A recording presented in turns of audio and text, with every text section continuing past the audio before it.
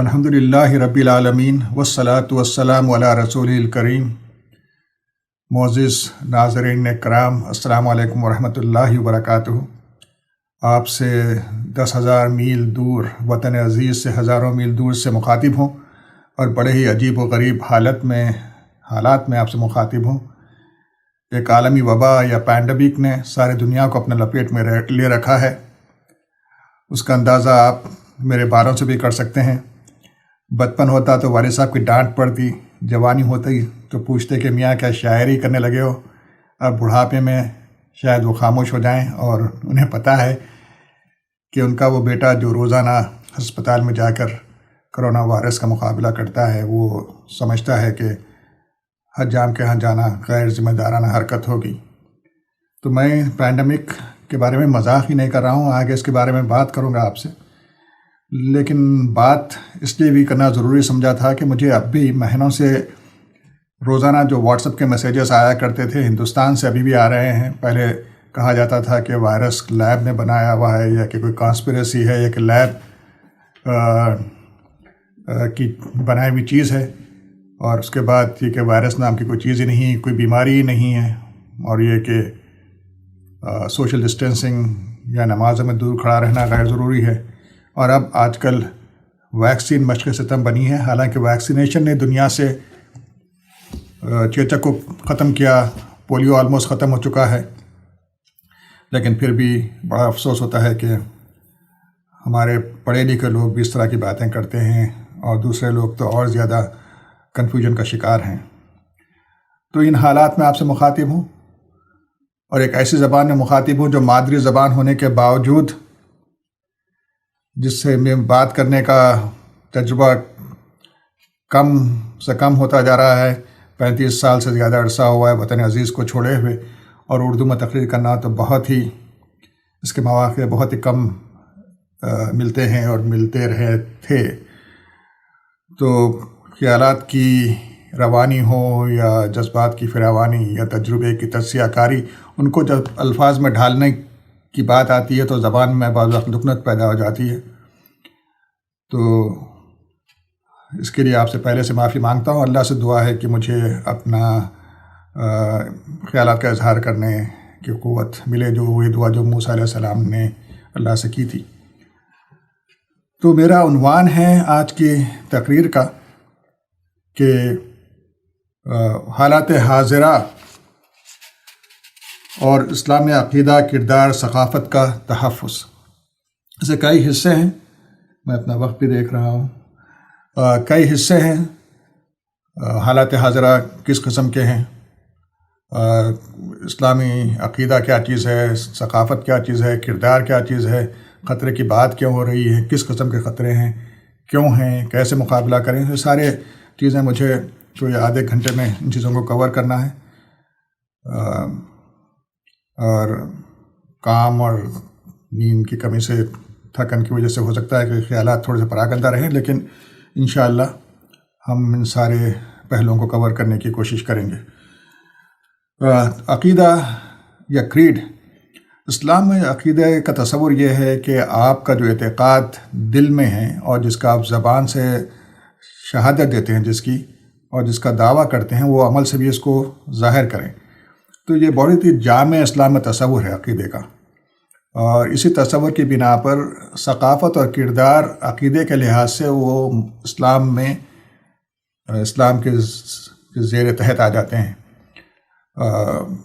کیونکہ اگر آپ ثقافت کا یا کلچر کا اگر آپ دیکھیں، آپ اس کے معنی یا اس کی تعریف، اس کا ڈیفینیشن دیکھیں، تو ایک خاص علاقے کے لوگوں کی تہذیب جو ارادی یا شعوری طور پر ان کا رہن سہن کا طریقہ جو انہوں نے سیکھا ہے، اکتسابی طریقہ، جس میں کہ مذہب بھی آ جاتا ہے، فنون لطیفہ بھی آ جاتے ہیں، لٹریچر، شاعری، موسیقی، لباس، زبان، یہ ساری چیزیں ثقافت کے تحت آتی ہیں، اور مذہب بھی ثقافت کے تحت آتا ہے۔ لیکن اسلام چونکہ ایک مکمل ضابطۂ حیات ہے، تو ثقافت اسلام میں اتنی اہم نہیں ہوتی جتنا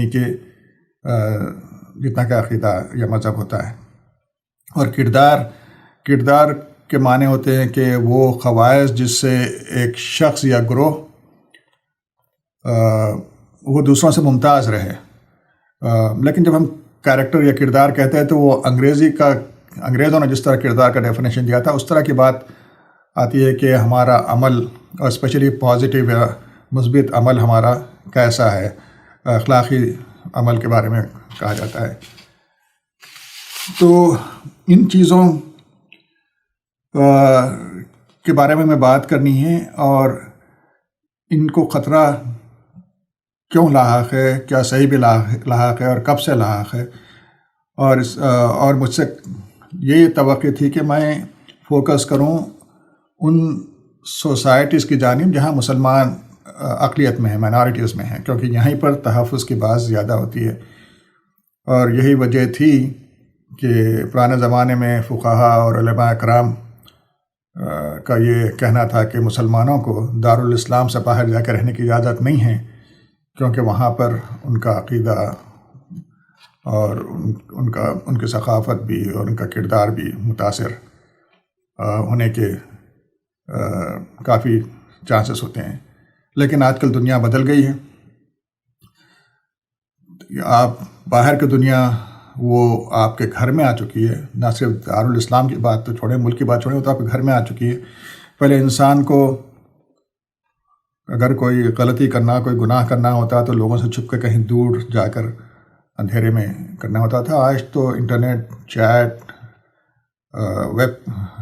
ویب کیم, اس کے بعد میں ساری چیزیں چھوٹے سے ایک ٹیلی فون میں اب ایک گھڑی میں آ چکی ہیں. تو اس میں یہ سارے خطرات بڑھ گئے ہیں. اور پھر جب ہم اقلیت میں ہوتے ہیں تو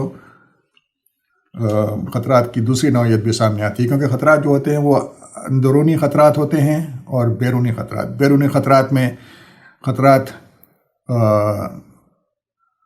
تشدد آمیز بھی ہو سکتے ہیں اور غیر تشددانہ بھی ہو سکتے ہیں. تو ان ساروں کو ہمیں انشاءاللہ ہم چیزوں کو کور کریں گے. تو میں خطرہ عقیدے کا خطرے کو پہلے لوں گا, کیونکہ جیسا میں نے بتایا کہ عقیدہ ہمارے پاس مسلمانوں میں بہت اہم ہے.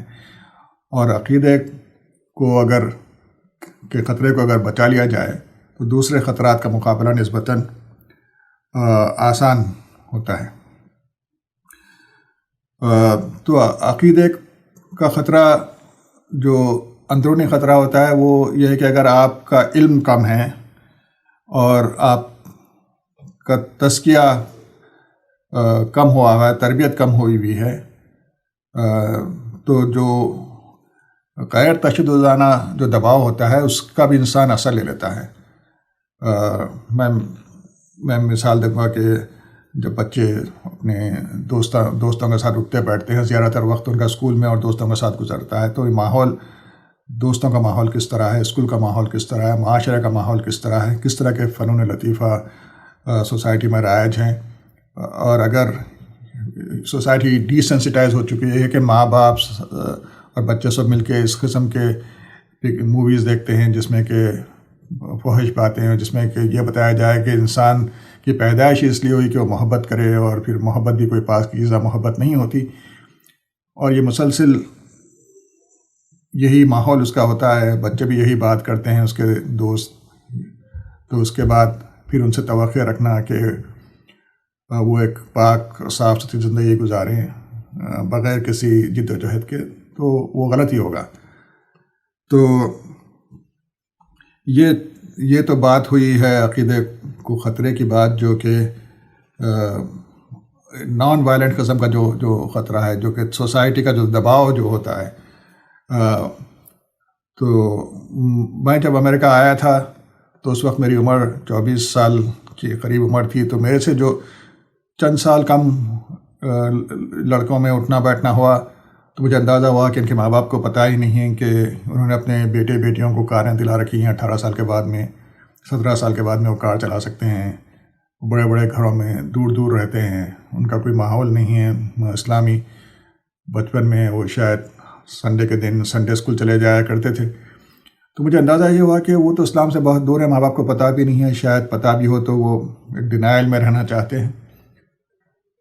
تو اس وقت میں نے تحریک اسلامی کے لوگوں سے یہاں بات کی تھی کہ بھئی ہم، چونکہ میں نے تاریخ کا بچپن سے شوق رہا ہے، تاریخ میں نے پڑھی تھی، آنے کے بعد کچھ زیادہ اس پہ تحقیقی نظر ڈالی، تو میں نے بات یہ کی کہ بھئی یہودی جو ہم سے پہلے آئے تھے، ان کے وہ لوگ جو کہ بستیاں بسا کر نہیں رہتے ہیں، جو کہ ہم منتشر ہیں امریکہ میں، اور جنہوں نے مذہب کو کوئی خاص مذہب پہ کوئی خاص توجہ نہیں دی ہے، ان کے بچے تو یہودی نہیں رہے، وہ سور کھاتے ہیں، وہ غیر یہودیوں سے شادیاں کرتے ہیں۔ ہاں، اسرائیل کے مسئلے پہ بہت سے یہودی اکٹھا ہوتے ہیں کیونکہ وہ نیشنل مسئلہ ہے، تو اس کے برخلاف وہ یہودی جو بستیاں بسا کے رہتے ہیں، جن کے اپنے کالجز اور یونیورسٹیز، جس کو وہ یشیوا کہتے ہیں، جب وہ گھر سے باہر نکلیں اور باسکٹ بال کھیلیں تو سارے انہی کے لڑکے ہوتے ہیں، انہی کے لڑکیاں اپنے طرح کے لڑکیوں میں اٹھتی بیٹھتی ہیں، تو وہ اپنا تشخص برقرار رکھنے میں کامیاب ہیں۔ تو میں نے بات کی کہ ہمیں بھی مسجد بنا کے اس کے آس پاس بستی بسا کے رہنا چاہیے، تو مجھ سے کہا گیا تھا کہ ہمارا کام اقامت دین کا ہے، اور یہ کام تو دوسرے لوگ کر لیں گے، ہمیں اقامت دین کا کام ہے۔ تو میں سوچ رہا تھا کہ ہندوستان یا مصر میں اقامت دین کا کام الگ اس لیے ہے کہ وہاں پر ہمارے آباء و اجداد نے آ کر قربانیاں دی تھیں، اور کمیونٹیز اور کمیونٹی کے ادارے انہوں نے قائم کر دیے تھے، اور حکومت بھی کی تھی، اور حکومت نہ بھی کی ہو تو اتنی بڑی تعداد میں ہیں، اور اتنا انہوں نے استحکام بخش دیا تھا کہ ہمیں کمیونٹی بنانے کی ضرورت نہیں، کمیونٹی کو ریفارم کرنے کی ضرورت ہے، لیکن یہاں پر تو کمیونٹی نام کی کوئی چیز ہی نہیں تھی۔ تو یہ دباؤ جو ہے نان وائلنٹ قسم کا دباؤ کوئی نئی چیز نہیں تھی، یہ دباؤ ان مسلمانوں کو بھی ملا جو امریکہ میں 1880s میں آئے تھے۔ بلقان میں جب سلطنت عثمانیہ، خلافت عثمانیہ پیچھے ہٹتی رہی، پیچھے ہٹنا تو بہت پہلے شروع ہو گیا تھا، روس سے ہار کے جنگ، وہ مولدویا، رومانیہ، والیچیا، کرائمیا، یوکرین، وہ ساری چیزیں ہار رہے تھے، اور ادھر آسٹریا سے وہ سربیا اور کروئیشیا اور ہنگری، اس طرح کی چیزیں وہ آسٹرین امپائر سے بھی ہارنے لگے تھے۔ تو 1880s کے بعد میں وہاں سے کرائمین تاتاروں کی اور دوسرے ترکوں کی بڑی تعداد امریکہ آئی، انہوں نے مسجدیں بنائی، مسجدیں تو باقی ہیں لیکن ان کا نام و نشان مٹ گیا۔ پھر پہلی جنگ عظیم کے بعد فلسطین، لبنان اور سیریا سے بہت سے عرب، کرسچن اور مسلمان آئے، لاطینی امریکہ بھی آئے اور امریکہ بھی آئے۔ لاطینی امریکہ میں کئی صدر ہوئے ہیں جن کا نام عرب ہیں، لیکن وہ اپنا اسلام کھو چکے تھے۔ یہاں بھی یہی ہوا، سوائے ایک جگہ ڈیٹرائٹ کے، جہاں کہ یمن کے جو لوگ آئے تھے انہوں نے بستیاں بسائی تھی، وہ غریب ہی رہے تھے لیکن انہوں نے بستیاں بسائی تھی، تو ان کی ایک بڑی تعداد بچ گئی تھی۔ تو یہ بغیر کسی دباؤ کے یہ حالات ہو سکتے ہیں۔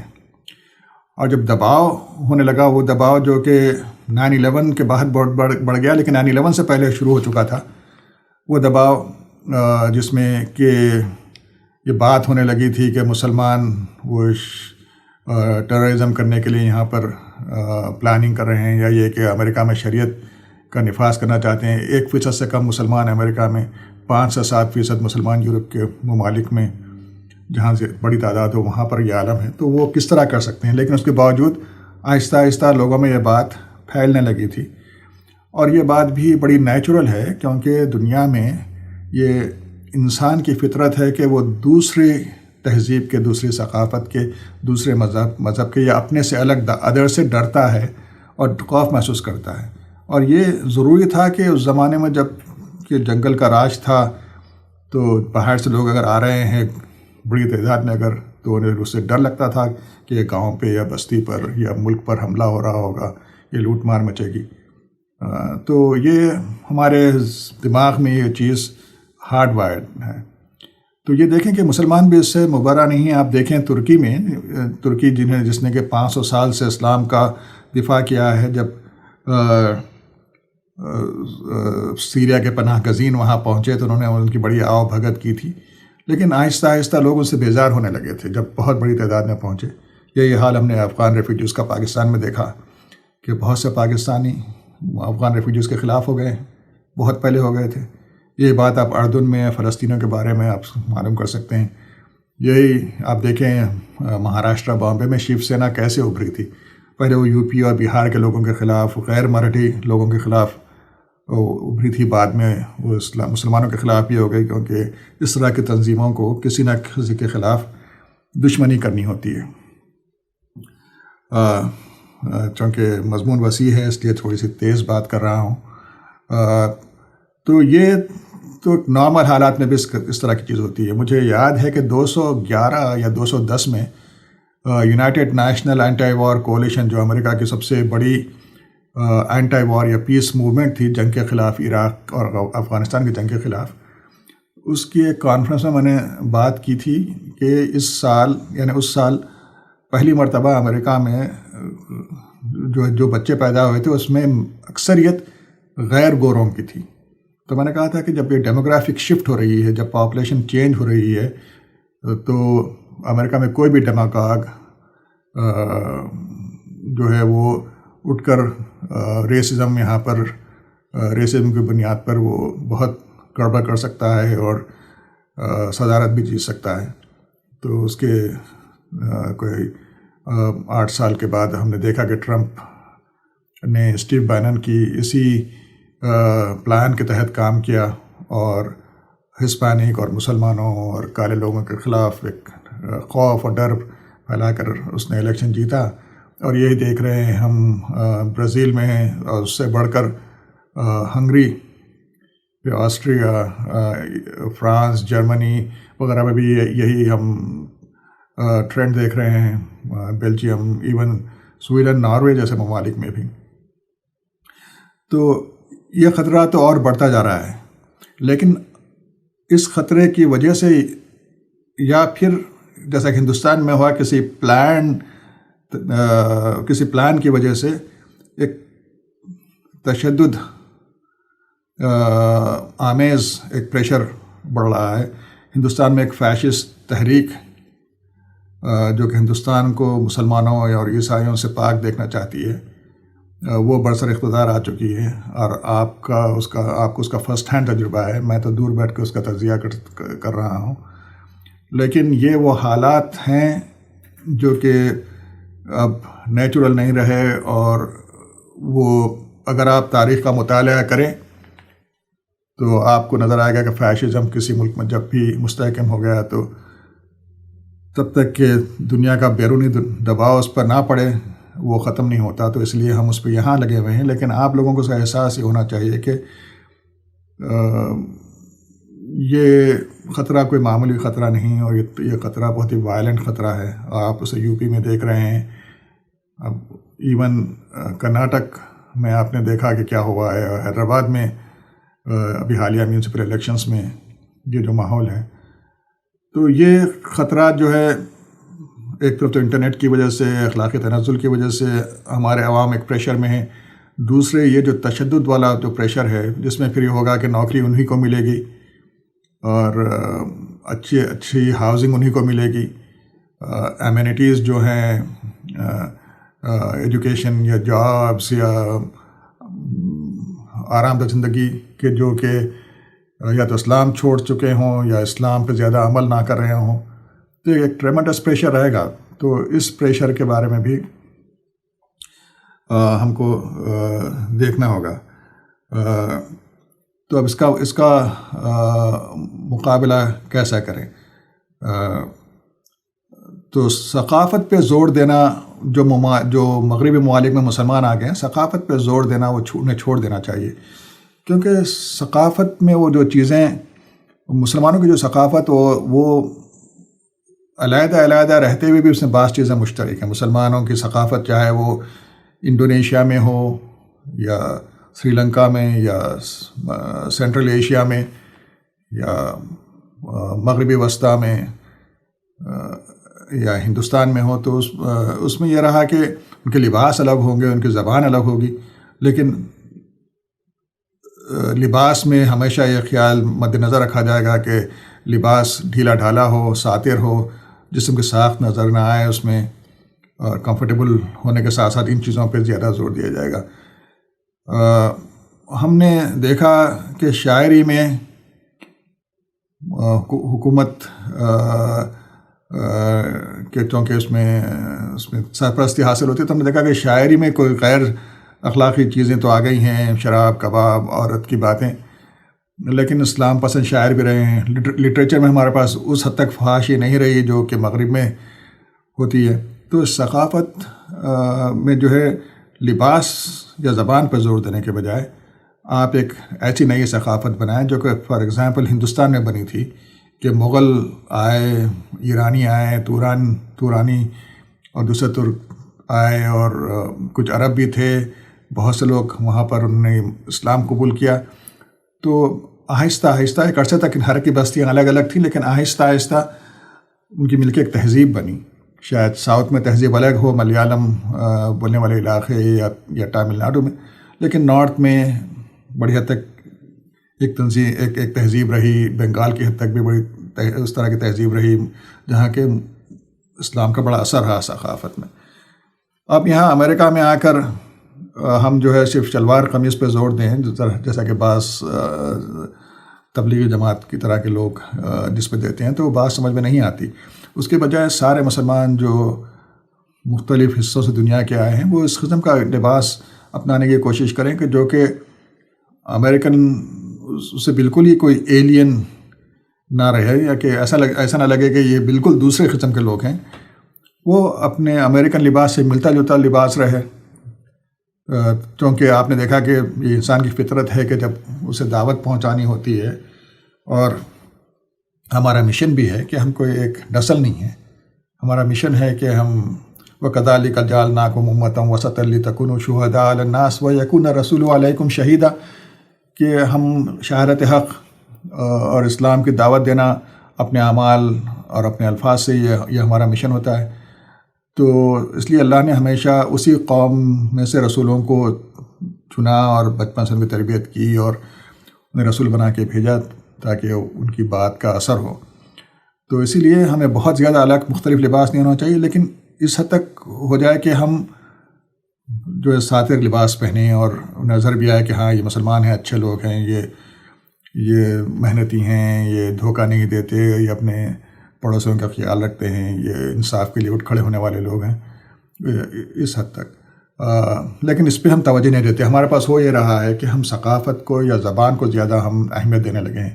میں آپ کو مثال دیتا ہوں کہ آج سے تقریباً کوئی 20 سال پہلے کی بات ہے، نماز کے بعد، ظہر کی نماز کے بعد، میں ایک ہمارے بزرگ ساتھی جو اس زمانے میں ان کی عمر 80 سال سے بڑھ کے تھی، پاکستان سے تعلق تھا ان کا، اور بہت ہی مہذب اور بہت ہی اچھی شخصیت تھی ان سے میں بات کرتے کھڑا تھا صحن میں مسجد کے، کہ ایک صحابہ کہنے لگے کہ brothers I need your help, کہ مجھے آپ کی مدد کی ضرورت ہے، میرے لڑکے میری بات نہیں مان رہے ہیں اور گھر میں بہت حالات خراب ہیں آپ۔ تو ہم نے کہا ٹھیک ہے، ہم آپ کے ساتھ چلتے ہیں۔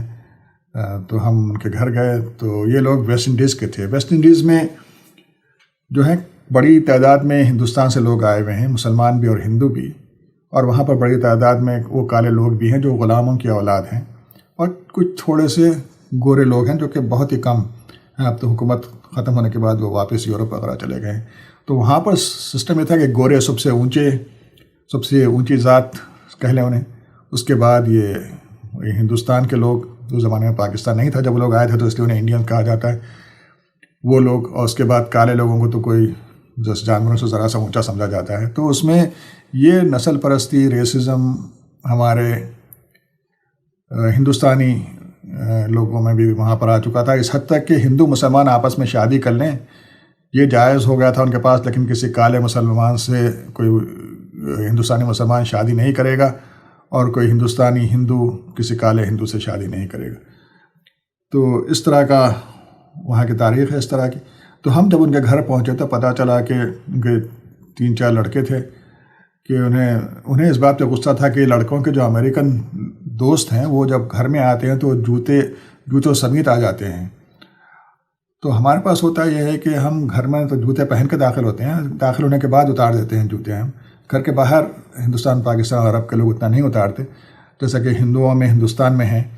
تو یہاں پر انہوں نے اس تہذیب کو، اس کلچر کو انہوں نے دین سمجھ رکھا تھا، تو انہیں لڑکوں پہ بڑا بڑا غصہ تھا کہ یہ اس طرح ان کی بات نہیں مانتے.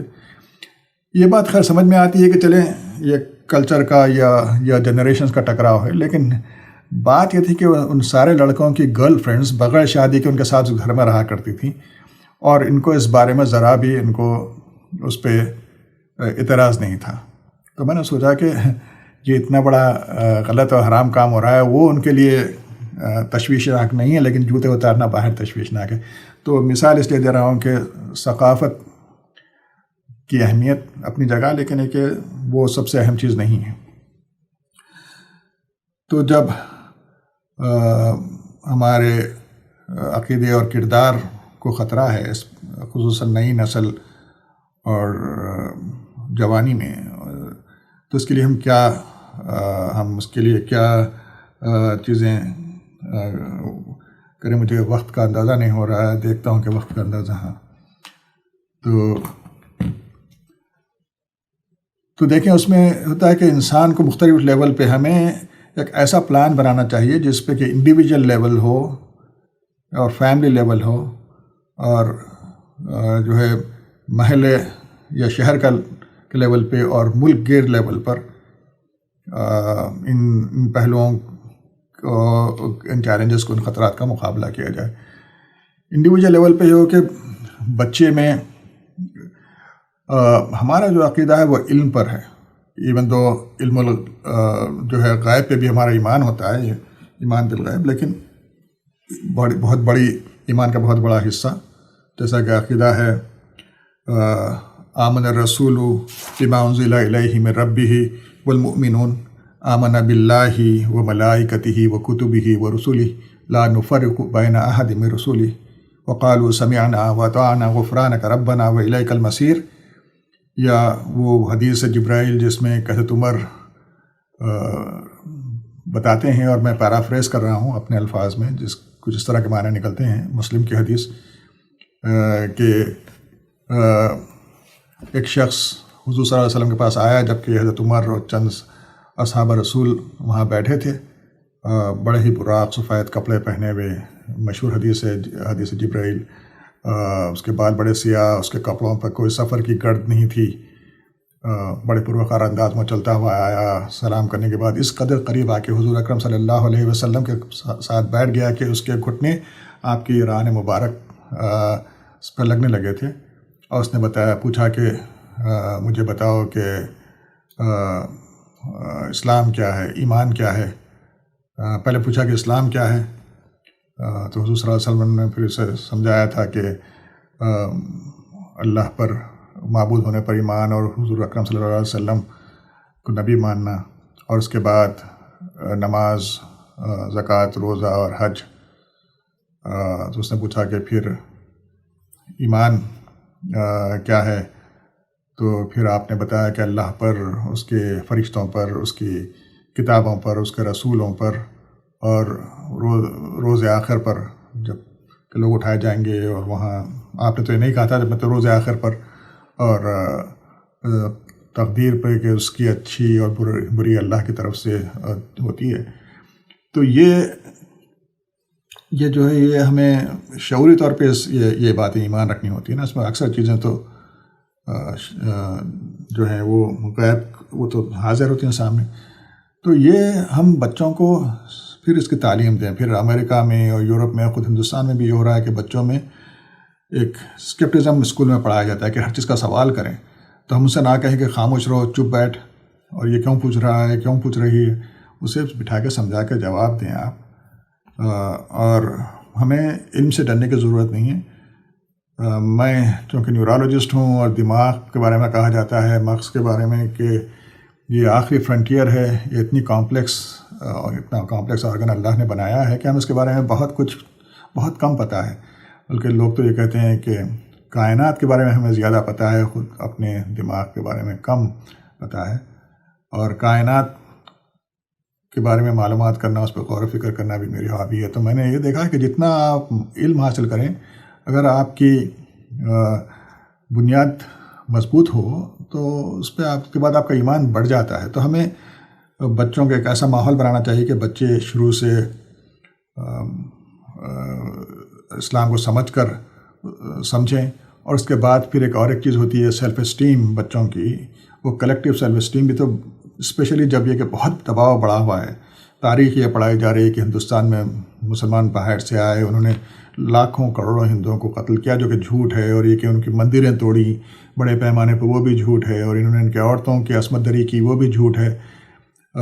اگر آپ یوٹیوب پہ کر لیں یا صرف گوگل کر لیں کسی مسلم بادشاہ کا نام لے کر, آپ دیکھیں گے کہ ہزاروں اس طرح کے سائٹس اور آرٹیکلس آپ کو مل جائیں گے.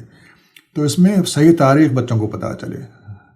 اور ایک زمانہ تھا کہ اردو کے لیے ہم اسٹرگل کر رہے تھے, لیکن اب تو وہ جو ہم سے سینئر نسل نے جو ہتھیار ڈال دیے تھے, اب تو اردو کے لیے لڑائی کرنا شاید ایک ہاری ہوئی جنگ کی لڑائی ہے.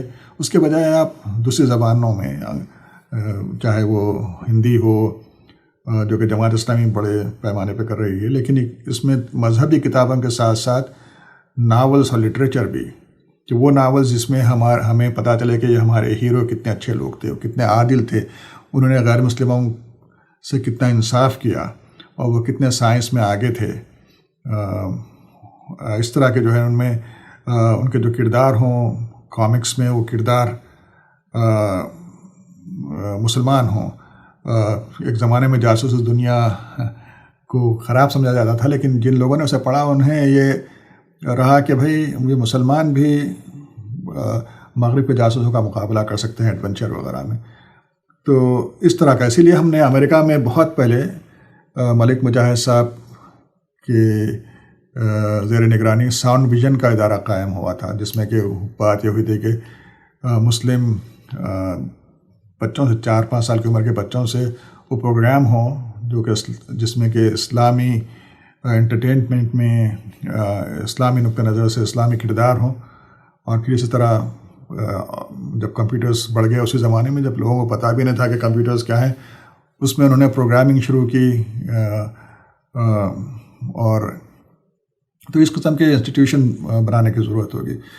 ماحول دینے کے لیے, اس لیے نہیں کہ اسلام سکھانے کے لیے, اسلام تو بچے گھر میں سیکھتے ہیں, لیکن ماحول دینے کے لیے, بچوں کو کانفلکٹ سے بچانے کے لیے, کہ بچے اپنے آپ کو ہمیشہ کہیں کہ میں مسلمان ہوں, میں اس طرح کے کپڑے نہیں پہن سکتا, یا یہ کہ میں یہ کھانا نہیں کھا سکتا کیفیٹیریا میں. اور یہ بچوں کو جو پریشر رہے, کیونکہ بچے چاہتے ہیں کہ وہ ہنس کھیل کر وقت گزاریں, تو وہ اپنے دوستوں میں بجائے کہ دوستوں کے ساتھ اچھا وقت گزاریں, انہیں بار بار کہنا ہوتا ہے کہ بھائی میں یہ نہیں کر سکتا, یہ نہیں کر سکتا. تو اس کے بجائے ایک آپ ماحول دیں اسکولز بنا کے, کہ جہاں بچوں کو ایک پازیٹیو رہے, انہیں اس پہ توجہ دینا نہ پڑے کہ میں یہ فن ایکٹیویٹیز میں یہ جو مزہ اٹھانے کی ایکٹیویٹیز ہیں, کھیل کود, کہ وہاں پر ضروری نہیں ہے کہ لڑکوں کے ساتھ ہی کھیلا جائے, یا لڑکیاں اپنے شارٹس پہن کے کھیلیں, جو کہ جس میں کہ گھر میں لوگ خلاف ہوتے ہیں نا, تو وہ بچوں سے توقع کرتے ہیں کہ اسکول جا کے وہ اسی پر عمل کریں, لیکن اس سے بچوں میں پھر کانفلکٹ پیدا ہوتا ہے. تو اس لیے جب بچے کالج میں جائیں گے تو پھر وہ سب کے ساتھ مل کے رہیں گے. تو یہ سمجھنا کہ اگر ہم اپنے اسکول الگ بنائیں تو پھر بچوں کو آگے چل کے مشکل ہوتی ہے, وہ غلط بات ہے. اب دیکھیں کہ ہم لوگ امریکہ آئے, بہت کم لوگ 20 سال سے کم عمر میں آئے تھے, سارے ڈاکٹرز وغیرہ جو کہ بہت سکسیزفل ہیں یہاں پر, تو وہ اپنے کالجز وغیرہ اپنے ملک سے کر کے آئے. یہاں پر ہمیں آگے بڑھنے میں کوئی مشکل نہیں ہوئی, ہمیں سوشلائزیشن کرنے میں کوئی مشکل نہیں ہوتی. ہم نہ صرف گورے اور کالے لوگوں سے اچھی خاصی دوستیاں کرتے ہیں, بلکہ ہم ان کے باس بھی ہیں, وہ ہمارے انڈر کام کرتے ہیں, ہمیں کوئی مشکل نہیں ہوتی. تو پھر ہمارے بچوں کو کیوں ہوں؟ تو اس طرح کے ایک نان کانفلکٹ ماحول کے لیے انہیں اسکول وغیرہ دیا جائے. پھر میڈیا کی بات میں کرتا ہوں کہ میڈیا میں دیکھیں, میں نے پہلے تو بات آپ سے مزاحاً شروع کی تھی تقریر اپنی کرونا وائرس کی پینڈیمک کی, لیکن دیکھیں کہ امریکہ جیسے ملک میں بھی تقریباً کوئی 30-35% لوگ ہیں جو کہ ویکسین کے خلاف ہیں, اس لیے کہ یہ ٹرمپ کی احمقانہ حرکتوں کی وجہ سے. اور بہت سے لوگ ہیں جو سمجھتے ہیں کہ یہ وائرس ہے ہی نہیں کوئی چیز, اب وہ مر رہے ہیں, ان سے کہا جاتا ہے کہ تمہیں ہم منتقل کریں گے. اسپیشلی ریپبلکن پارٹی کے جو اسٹیٹس ہیں, وہ کہتے ہیں نہیں مجھے کرونا ہی نہیں ہے. وہ مر رہا ہے لیکن کہتا ہے کرونا نہیں ہے. آپ نے دیکھا ہے کہ مودی غلطی پہ غلطی کر رہا ہے, اور اس کے ماننے والے وہ مانتے ہی نہیں. اپنی اکانومی تباہ ہو گئی ہے, ملک ریسیشن میں چلا گیا ہے. بیماری کرونا کی اتنی بری طریقے سے پھیلی تھی, جو مزدور طبقہ تھا اس کو جو مشکلات ہوئیں، اس کے باوجود بھی آپ نے دیکھا کہ وہ الیکشن جیت رہا ہے. تو میڈیا کا بہت بڑا اثر ہوتا ہے. تو آپ ایسے میڈیا کے انسٹیٹیوشنز بنائیں جو اپنی کمیونٹی کو بھی صحیح انفارمیشن دیں اور ساتھ ساتھ دوسرے لوگوں تک بھی صحیح انفارمیشن پہنچائیں. اور اس سے بڑھ کے اہم بات ہے، کیونکہ میڈیا کے انسٹیٹیوشن بنانا آسان نہیں ہوتا، اور اسپیشلی غیر مسلموں کو اس کی طرف راغب کرنا آسان نہیں ہوتا. آپ یہ پروگرام بنائیں کہ جو مین اسٹریم انسٹیٹیوشنس ہیں میڈیا کے، میرا ایک یوٹیوب ویڈیو بھی ہے اس پر، کہ وہ کس طرح سے آپ اس پہ نظر رکھیں، کس طرح ان سے ریلیشن شپ قائم کریں، کس طرح ان سے دوستی بھی کریں، اور کس طرح وہ آپ ان پہ پریشر بھی ڈال سکتے ہیں، اکنامک پریشر ہو یا خود ایک پبلک اوپینین کا پریشر ہو.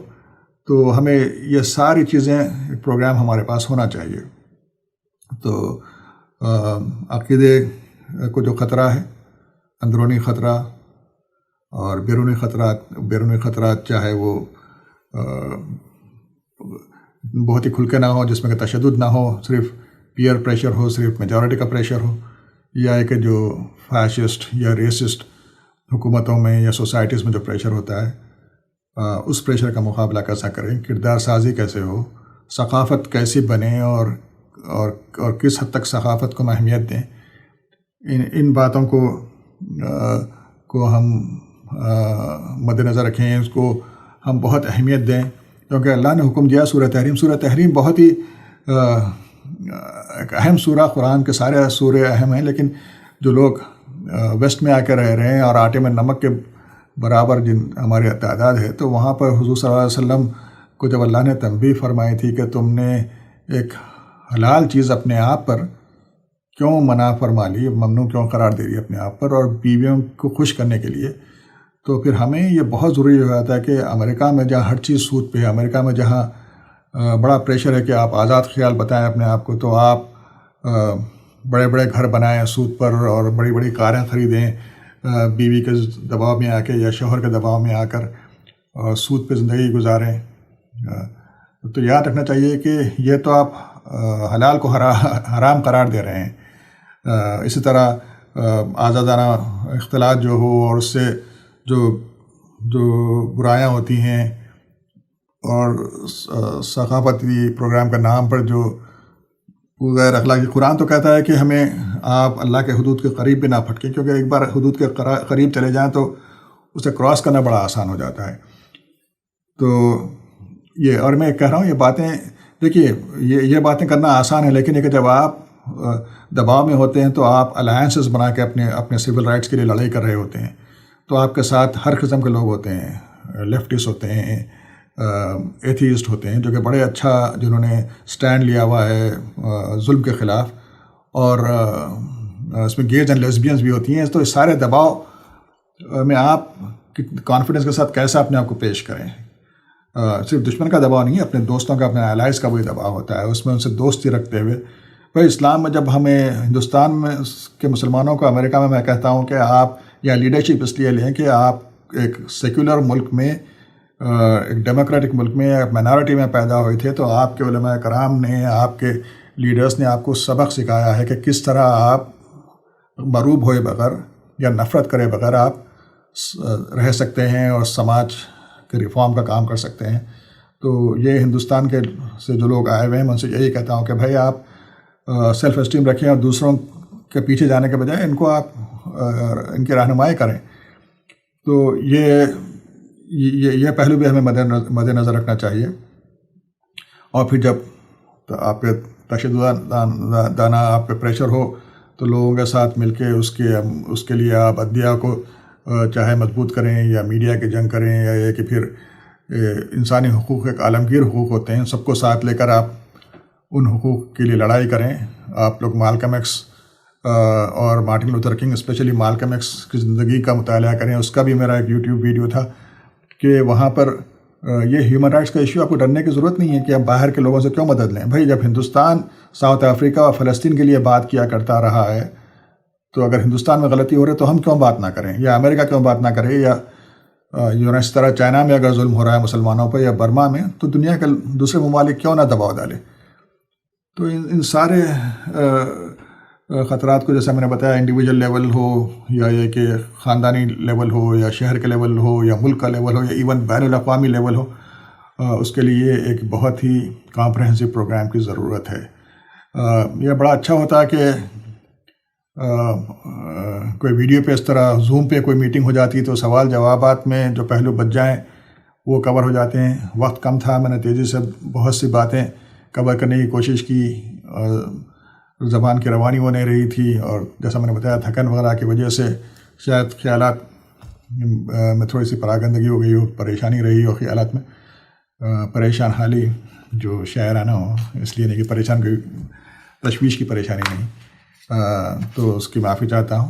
تو بات ختم کرنے سے پہلے سورہ تحریم کی ایک اور آیت کی طرف آپ سے اشارہ کروں کہ اللہ نے ہم سے کہا ہے کہ یا ایھا الذین آمنوا قوا انفسکم واہلیکم نارا وقودھا الناس والحجارہ، کہ اے ایمان لانے والو اپنے آپ کو، پہلے اپنے آپ کو کرنا ہوتا ہے، پہلے اپنے آپ کو اور اپنے اہل و عیال کو، ان لوگوں کو جس کی تم پہ ذمہ داری ہے، ان کو آگ سے بچاؤ، وہ آگ جس کا ایندھن پتھر اور انسان ہوں گے۔ اور پھر اللہ نے اس پہ بتایا ہے کہ وہاں پر وہ فرشتے ہوں گے جو عذاب میں کوئی کمی نہیں کریں گے اور بڑے ہی سخت قسم کے۔